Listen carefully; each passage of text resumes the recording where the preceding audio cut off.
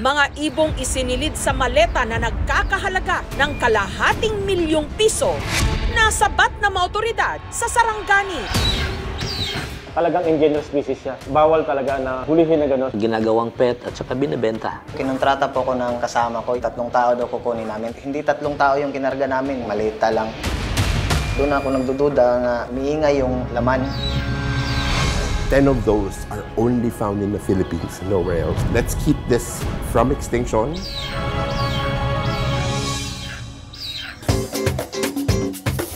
Tinapa, hindi na lang isda, kundi pati na manok. Smoky, malinamnam. At bakal, para mabilad naman siya sa araw at saka mausukan, para maiba naman yung lasa ng karne. Kasi pagka-beef stick.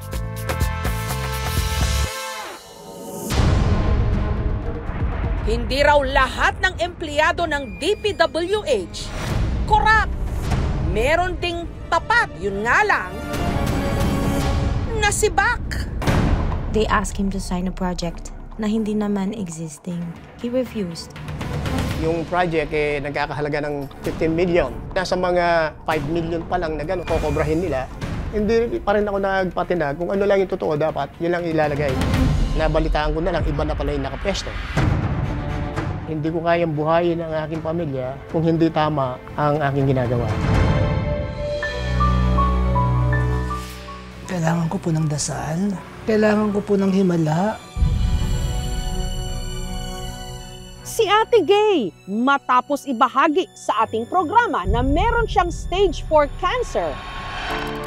Dumagsa ang tulong at makalipas lang ang isang buwan, ang kanyang bukol umimpis. Pamustahin natin siya.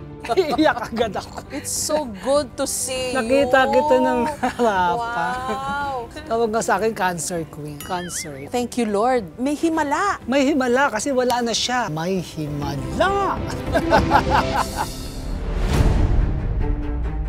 Hindi pa man natatapos maimbestigahan ang mga di-umano anomalya sa national budget ng 2025, budget para sa 2026, aprobado na. Approved on third and final reading.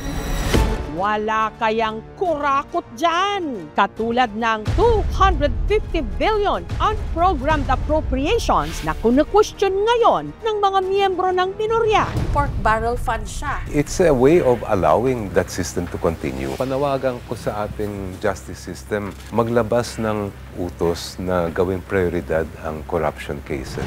At imbestigahan natin ang mga proyekto ng mga di-umano kontraktor, congressman na, kontraktor pa. Nung na-damage siya, nag-break, yung tubig napunta sa loob.